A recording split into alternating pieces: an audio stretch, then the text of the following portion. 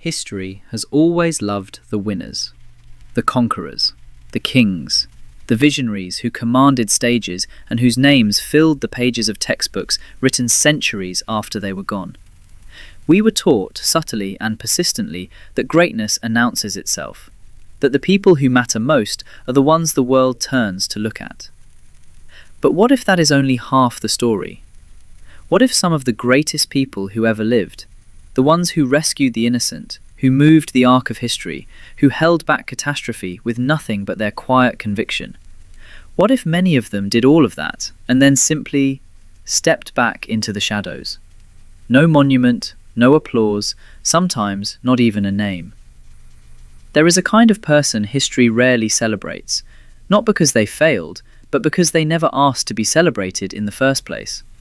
And perhaps in that silence we find something more instructive than any trophy ever given. Perhaps in their anonymity we find the most honest portrait of what it means to be good. This is a video about those people, the silent ones, who changed the world.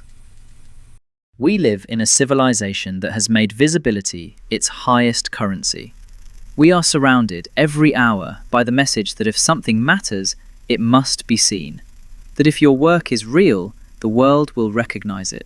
That if you are good, the good will be noticed. The logic has become so embedded in daily life that we rarely stop to question it. And yet, once you begin to question it, something quietly breaks open. Recognition and value are not the same thing. They never were.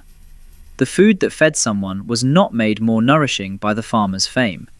The bridge that held was not made stronger by the engineer's celebrity.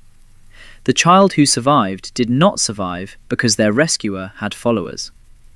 These are uncomfortable truths in an age of performance, but they are truths nonetheless. The world is held together, far more than we realize, by unseen goodness. By people who did what was right, not because they were watching themselves do it, but because it simply had to be done. Once you begin to notice this, history starts to look very different. The celebrated names remain, but behind them, in the quieter corridors of the past, you begin to see another architecture entirely. An architecture built by the silent. In 1940, the Nazi occupation of Warsaw created one of the most horrifying man-made environments in human history, the Warsaw Ghetto. More than 400,000 Jewish men, women and children were sealed behind its walls, enclosed in hunger, disease, and the slow arithmetic of extermination. Irena Sendler was a Polish social worker. She was not a soldier. She was not a general, a diplomat, or a figure with institutional power. She was a young woman with a health permit that allowed her to enter the ghetto under the pretense of inspecting for typhus. And she used that permit to smuggle children out. She hid infants in toolboxes, in burlap sacks, in the bottom of ambulances. She sedated them so they would not cry. She forged documents. She built a network of contacts, priests, families, resistance workers, who would receive the children on the other side and give them new identities, new names, new lives. She wrote down every child's real name, their birth name, their Jewish identity, the names of their parents. She wrote these names on thin strips of paper and sealed them in glass jars, which she buried beneath an apple tree in a friend's garden. She was not doing this for herself. She was doing it so that after the war, if there was an after, those children could know who they truly were, so that the truth of their origin would survive, even if she did not.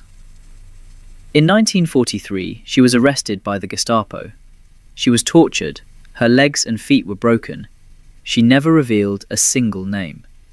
She was sentenced to death, and then rescued by the Polish underground, who bribed her guards. She survived the war, listed as an executed prisoner, living in hiding. The jars were dug up.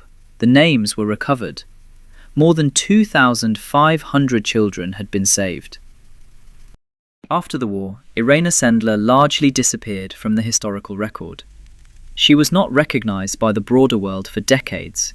She received no Nobel Prize, no major monument, no parade. The communist government in post-war Poland suppressed her story. She had been active in the resistance, which made her politically inconvenient. She was nearly 80 years old when a group of American high school students researching a class project stumbled upon a brief mention of her name. They could find almost nothing.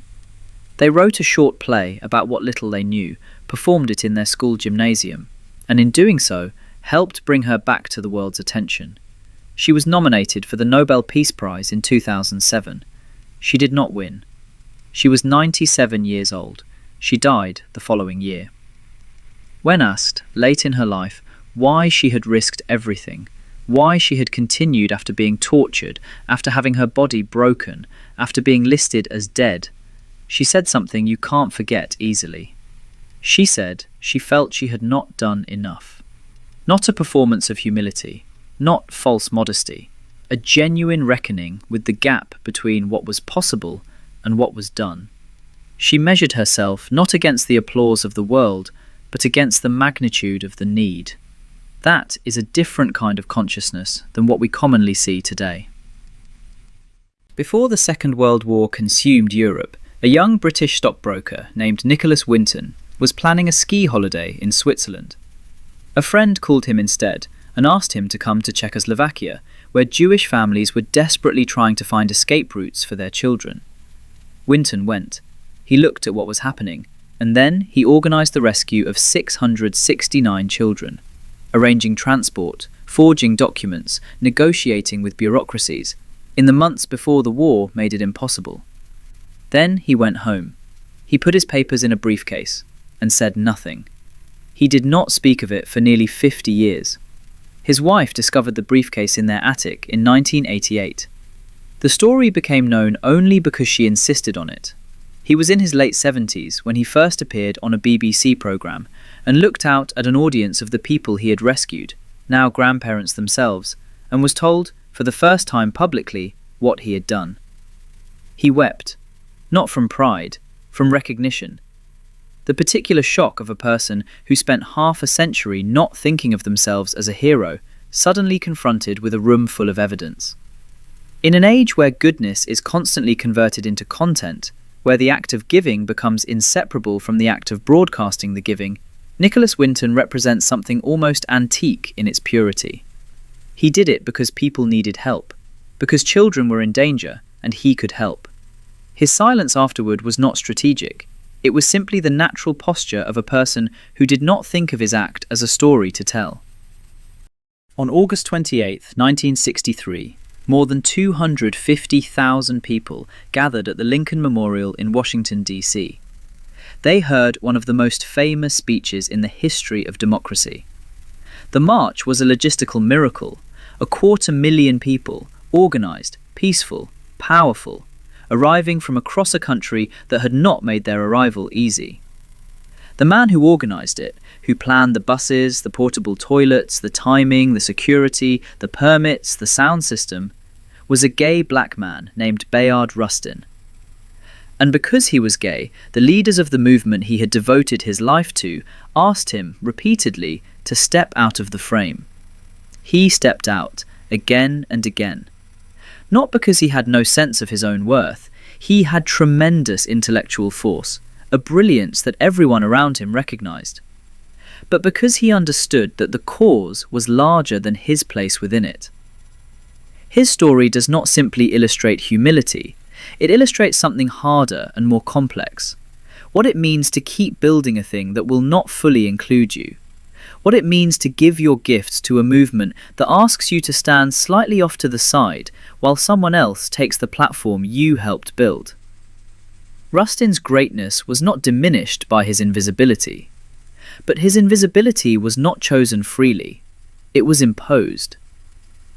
History has since recognized what justice requires, that his name belongs beside the names of those who stood at the podium. The fact that it took so long is not a footnote. It is part of the story.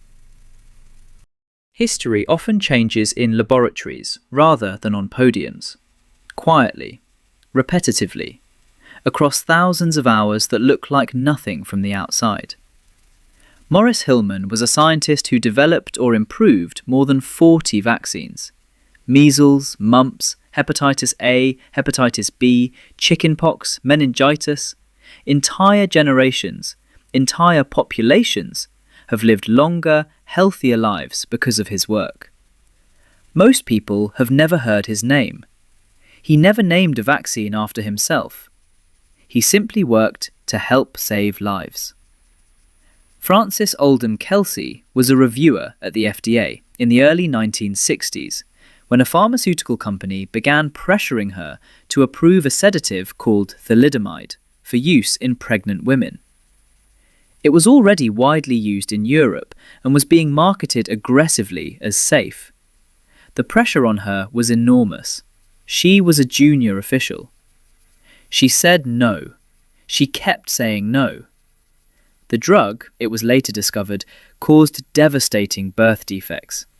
Thousands of children in Europe were born without limbs. In the United States, because one person held firm, those children were not born that way.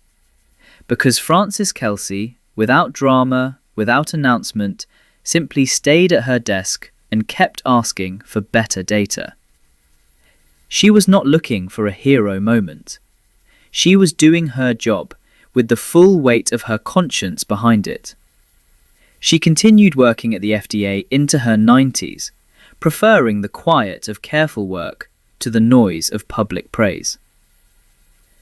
Hilleman and Kelsey both represent a particular kind of heroism that modern culture is poorly equipped to see. The heroism of discipline, of showing up, of doing the serious, unglamorous, technical, repetitive work that holds civilization together. They were heroic not because they were admired, but because they helped others in society. Now the question is, why do some people do immense good without needing their name attached to it, without getting anything in return?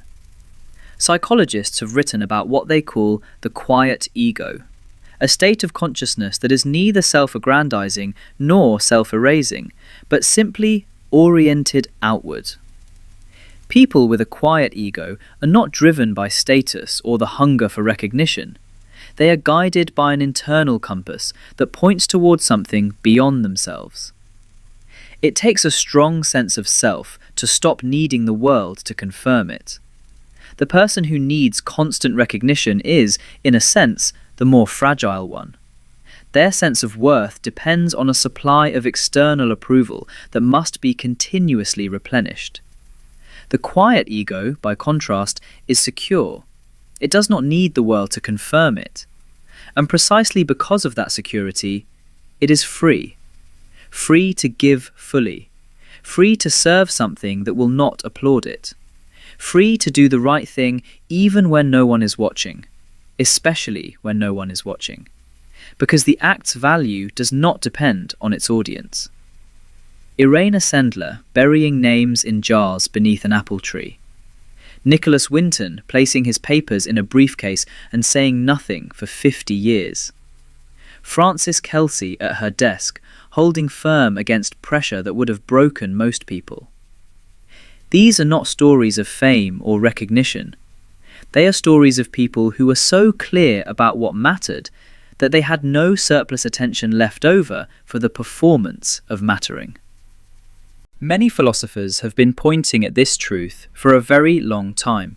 The Stoics, Marcus Aurelius, Epictetus, Seneca, built entire systems of thought around a single distinction: the difference between what is up to us and what is not. Fame, recognition, reputation, these are not up to us. They are externals, unstable, and ultimately irrelevant to the quality of one's character. What is up to us is the quality of our attention, our effort, our honesty, our care. The Stoic argument is not that recognition is worthless. It is that it is beside the point. Do the right thing. The right thing has been done. That is sufficient. And Schopenhauer, not usually a source of optimism, but bear with him, made the observation that those who produce truly great things address themselves not to their contemporaries, but to posterity. The great work is not written for the people in the room, it is written for the people not yet born. This means accepting, perhaps, that the current generation will ignore you, that the people whose approval you might most naturally crave will be the last to recognize what you've done. Today, we live in an age of performance. Not just the performance of identity or status, but the performance of virtue itself. Goodness has been partially absorbed into the attention economy, for the views. We perform sincerity. We broadcast compassion. We document generosity at the precise moment of its expression, as though the record of the act were inseparable from the act itself. There is nothing evil about this. People are not wrong to want recognition for genuine kindness, but something is lost when the performance begins to crowd out the substance, when the image of caring becomes easier to produce than the hard, private, unglamorous work of actually caring. The people in this video would not have thrived on the internet. They were not polished. They were not optimized. They would have been, by the metrics of contemporary visibility culture, largely invisible. And there are people doing this right now, quietly, where no one is looking. They too change the shape of the world, just without anyone watching. This is not a call to perform invisibility. It is not a suggestion that you should refuse recognition or cultivate a brand of false humility. It is something simpler and harder. A reminder that the deepest form of usefulness does not require an audience. That the work that most needs doing is often the work that no one is applauding. That history is also built, quietly and constantly, by people who never asked whether anyone was watching. We are, perhaps, starving for that kind of seriousness. Not the seriousness of the somber face or the gravely intoned declaration, but the seriousness of someone who has decided what matters and given themselves fully to it, regardless of what the world decides to notice. There is a Polish word, Przyzwoitość, that does not translate easily into English. It means something like decency or integrity, but deeper than either, a basic adherence to what is right, independent of whether anyone will ever know.